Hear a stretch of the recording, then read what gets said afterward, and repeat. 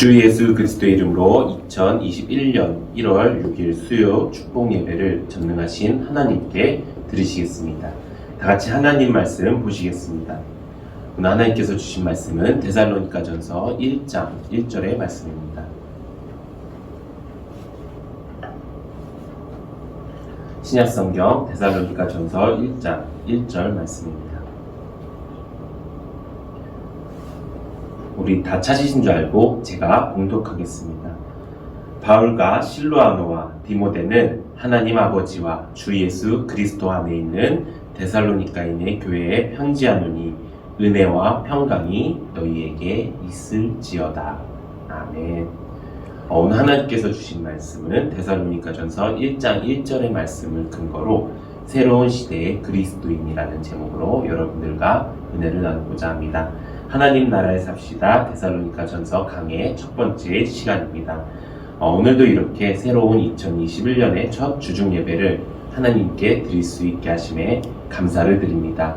우리가 한 해를 돌아볼 때 많은 사람들이 다사다난했다라는 말을 사용합니다. 그런데 작년 2020년은 정말 다사다난했다라는 말로는 부족할 정도의 날을 보냈던 것 같습니다. 특히 우리 하나님을 믿는 사람들에게는 정말 처음 가보는 믿음의 길을 가고 있다는 것을 실감하는 한 해가 되었다는 것입니다. 사람들에게 올해 가장 큰 일이 무엇이었습니까? 라고 물어봤을 때 코로나 바이러스로 인해 삶이 달라졌다고 이야기할 것입니다. 그렇다면 하나님 믿는 사람들에게 올해 가장 큰 일은 무엇이었을까요? 저는 아마 똑같다고 생각을 합니다. 코로나 바이러스로 인해 삶이 달라졌다는 것입니다. 하지만 세상 사람들과 하나님 믿는 우리와의 그 삶에 달라졌다는 의미는 전혀 다른 것입니다. 우리의 삶이 달라진 것은 그저 삶의 모양이 달라진 것이 아닙니다. 삶의 가치와 삶의 이유와 삶의 목적이 달라졌다는 것입니다. 전에는 우리가 세상 속에 살면서 믿음을 사용하지 않아도 하나님을 믿는다고 말하면서 살 수 있었지만 지금 이 세상은 우리가 믿음을 발휘하지 않으면 절대로 하나님의 백성으로 살아갈 수 없게 된 세상이 되었다는 것입니다. 나라는 교회를 탄압하고 사람들은 목사와 성도들을 적대시하는 세상이 왔다는 것입니다. 예전에는 교회 다니면 착한 사람, 또 목사님은 믿을 수 있는 사람이라고 생각했지만 지금은 그렇게 생각하지 않고 악의적으로 교회를 비판하고 또 핍박하고 예배를 사모하고 하나님을 사모하는 사람들을 무조건적으로 비방하는 사람들도 생겨나고 있는 세상이 되었다는 것입니다. 그런 일들 가운데 수많은 그리스도인들이 믿음이 흔들리거나 시험을 당하는 일들이 생겼습니다. 하나님을 믿는 사람들마저도 하나님에 대한 사랑이 식어지고 서로 미워하고 경계하는 일들이 벌어졌다는 것입니다. 그것을 성경에서 이렇게 말씀하고 있습니다. 마태복음 24장 9절에서 12절을 보면 그때 사람들이 너희를 환난에 넘겨 주겠으며 너희를 죽이리니 너희가 내 이름 때문에 모든 민족에게 미움을 받으리라. 그때 많은 사람이 실족하게 되어 서로 잡아 주고 서로 미워하겠으며 거짓 선지자가 많이 일어나 많은 사람을 미혹하겠으며 불법이 성함으로 많은 사람의 사랑이 식어지리라. 마지막 시대에 우리는 환난에 빠지고 예수님의 이름으로 모든 민족에게 미움을 받게 된다고 말씀하고 있습니다. 또 실족하고 미워하고 사랑이 식어지는 사람들이 늘어난다고 말씀하고 있습니다. 하지만 하나님께서는 우리를 그냥 내버려 두시지 않으십니다. 한 번도 나에게 해를 붙여본 적이 없으신 하나님, 나를 실망시키지 않은 하나님께서 우리가 받은 환난과 핍박을 안식으로 갚아주신다고 말씀하고 있습니다. 성경에 이렇게 기록되어 있습니다. 데살로니가 후서 1장 7절에 보면 환난을 받는 너희에게는 우리와 함께 안식으로 갚으시는 것이 하나님의 공이시니 라고 말씀하고 있습니다. 환난을 받는 우리에게 안식으로 갚아주시는 것이 바로 하나님의 공의라고 말씀하고 있는 것입니다. 안식은 환난과 핍박으로부터의 해방을 말하는 것입니다. 그런데 그것만이 다가 아니라 궁극적으로 우리가 하나님 나라에서 누릴 수 있는 평안을 우리에게 주신다는 것입니다. 내가 하나님 나라 사람이라면, 내가 하나님 나라의 평안을 꿈꾼다면 우리는 기꺼이 환난을 받을 수 있는 것입니다. 우리를 대신해 공의로 심판하실 하나님이 계시기 때문이고요. 또 그 환난을 통해 우리에게 안식을 주시는 하나님이 계시기 때문이라는 것입니다. 그렇기 때문에 우리는 환난을 피하면 안 됩니다. 환난을 받지 않고 피하게 되면 우리는 안식을 받을 수 없습니다. 우리는 환난을 받고 그것을 끝까지 견디고 살아남아야 한다는 것입니다. 예수님께서 이 말씀, 마태복음 24장 말씀하실 때 이 말씀으로 끝나지 않으셨습니다. 마지막으로 우리에게 길을 가르쳐 주셨습니다. 그 길이 무엇일까요? 아까 마태복음 말씀의 마지막 13절에 보면 이렇게 기록되어 있습니다. 그러나 끝까지 견디는 자는 구원을 얻으리라. 아멘. 끝까지 견디고 이기는 자만이 구원을 얻는 것입니다. 그렇기 때문에 우리가 이 환난을 끝까지 이겨내야 되는 줄로 믿습니다. 우리가 환난을 두려워하지 않고 안식으로 갚아주실 하나님을 기대하며 이 땅 가운데 끝까지 견뎌내서 하나님 나라의 영원한 안식을 누리는 우리 사랑하는 성도님들 되시기를 예수님의 이름으로 축원합니다. 그렇게 우리는 2020년을 보냈고 이제 새로운 시대를 맞이했습니다. 이제 우리는 예전의 신앙생활로는 절대로 믿음을 지킬 수가 없게 되었습니다. 이제 그래서 새로운 시대에 맞춰서 새로운 그리스도인이 되어야 할 것입니다. 이렇게 환난과 핍박 가운데 새로운 그리스도인이 되어서 그 땅을 살아갔던 사람들이 있습니다. 그 사람들이 바로 데살로니가 교회 사람들이라는 것입니다. 오늘부터 여러분들과 함께 나눌 말씀이 이 데살로니가 교회 사람들의 이야기입니다. 데살로니가 교회는 바울이 2차 전도 여행 초기에 데살로니가 지역에 가서 복음을 전파하여 예수님을 믿는 사람들을 모아 세운 교회입니다. 약 한 달 동안 복음을 전파하며 전도하고 교회를 세웠습니다. 그런데 유대인들의 핍박이 너무나도 심해서 바울은 그 지역에서 쫓겨나게 됩니다. 쫓겨난 바울은 새롭게 세운 이 교회가 그냥 두고 볼 수가 없어서 디모데를 그 교회에 파견하게 됩니다. 디모데는 그 교회에 가서 성도들과 교회의 상황을 보고 바울에게 다시 전달했고 그 전달을 받은 바울이 데살로니가 교회 성도들에게 전한 편지의 내용이 바로 데살로니가 전서의 말씀인 것입니다. 바울은 이제 새로운 그리스도인이 되고 새롭게 교회를 세워간 이 데살로니가 교회 성도들에게 어떤 말을 가장 먼저 하고 싶었을까요? 오늘 본문 말씀에 보면 이렇게 기록되어 있습니다. 주 예수 그리스도 안에 있는 데살로니가인의 교회에 편지하노니 은혜와 평강이 있을지어다. 아멘. 바울이 가장 먼저 교회에 원했던 것은 바로 은혜와 평강이었습니다. 바울은 새로운 그리스도인들에게 가장 먼저 필요한 것이 은혜와 평강이라는 것을 알았습니다.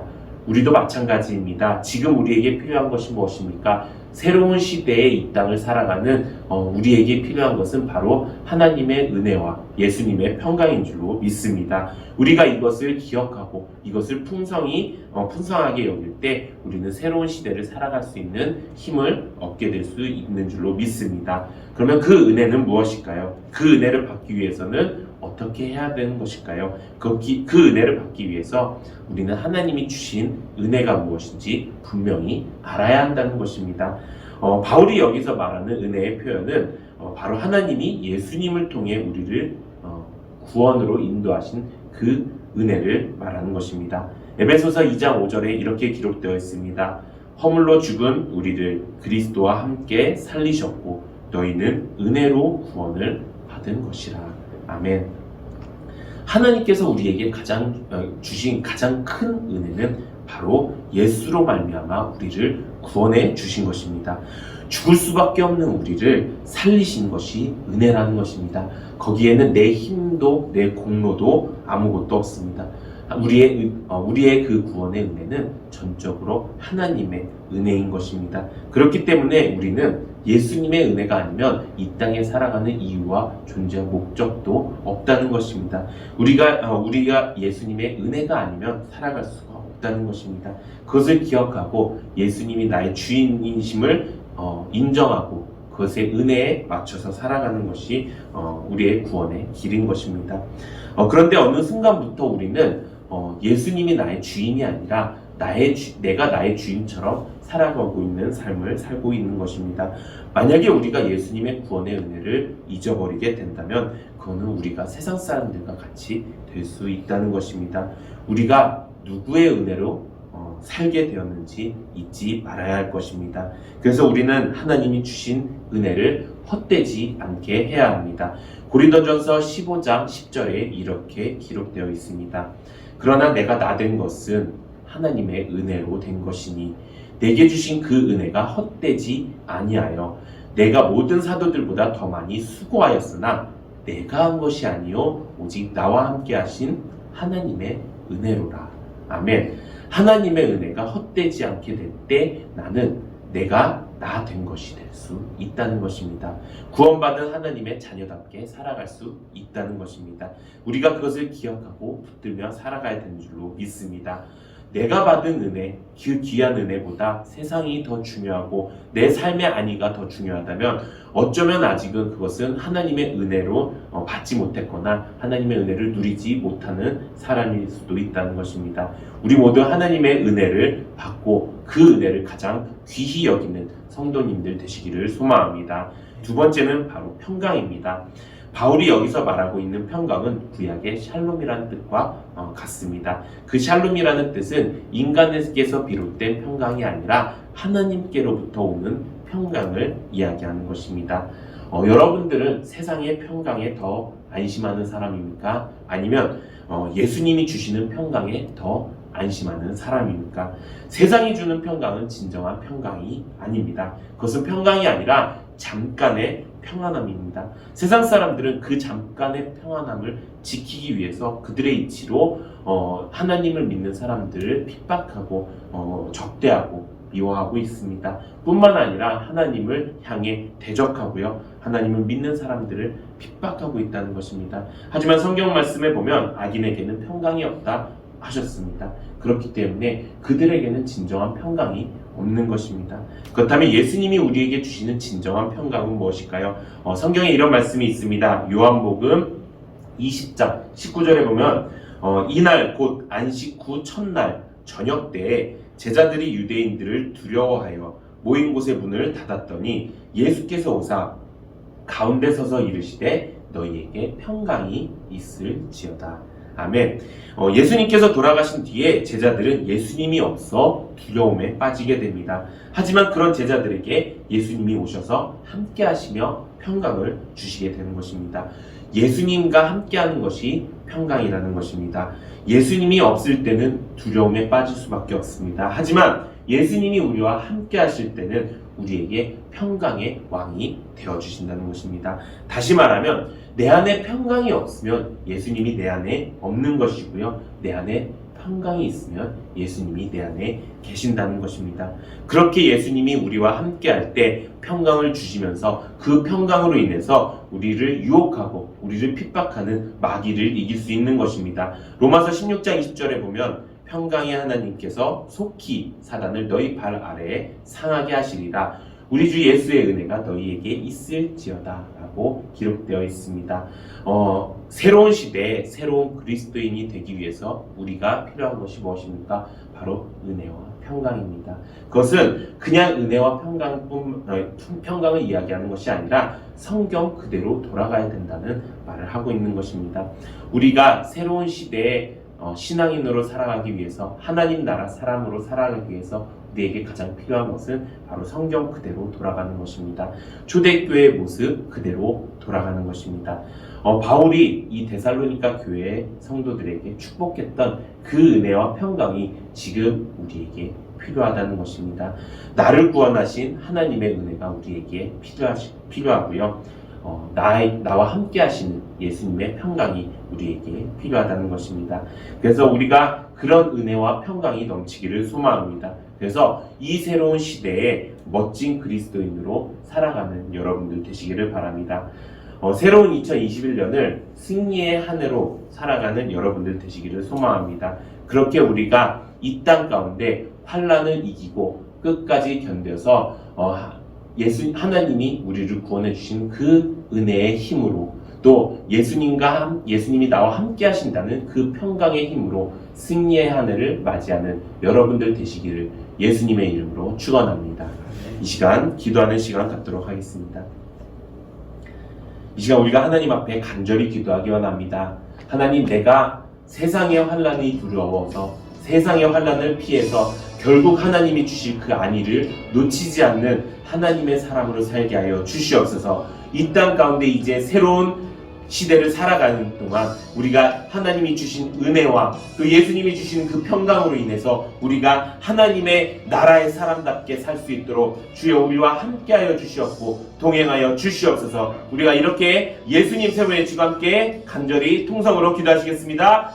예수님, 예수님, 예수님. 감사하신 하나님 아버지, 은혜를 감사를 드립니다. 주여 아버지 하나님, 우리에게 가장 필요한 것이 무엇입니까? 우리에게 가장 필요한 것이 하나님의 은혜와 예수님의 평강인 줄로 믿습니다. 이제 새로운 시대에 새로운 그리스도인으로 살아갑니다. 환난과 핍박은 더욱더 심해질 것입니다. 하지만 끝까지 견디는 자를 구원하신다는 그 말씀을 붙들고 우리가 끝까지 견디기 원합니다. 끝까지 환난을 받고 안식으로 갚아주신 하나님을 기대하며 살아갈 수 있도록 주여 역사하여 주시옵소서. 우리가 처음 이 시간 하나님 앞에 나아갈 때에 주여 하나님의 은혜가 넘치게 하여 주셨고 그 은혜를 기억하게 하여 주셨고 그 은혜로 말미암아 예수님의 평강이 우리 가운데 넘치기 소망합니다. 주여 이제 이 예배를 드리는 모든 성도님들에게 아버지 하나님의 은혜와 평강이 넘칠 수 있도록 주여 역사하여 주시옵소서. 주님 하나님, 오늘도 이 귀한 예배 가운데 하나님 임재하여 주셨고 함께하여 주셨고 은혜 내려주셔서 주여 성령으로 가득 차지는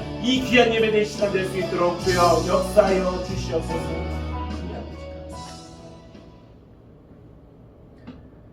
이 시간 하나님께 준비된 예물 드리는 시간을 갖도록 하겠습니다. 우리에게 드릴 수 있는 신앙과 축복 주신 하나님께 감사의 박수 올려드리겠습니다.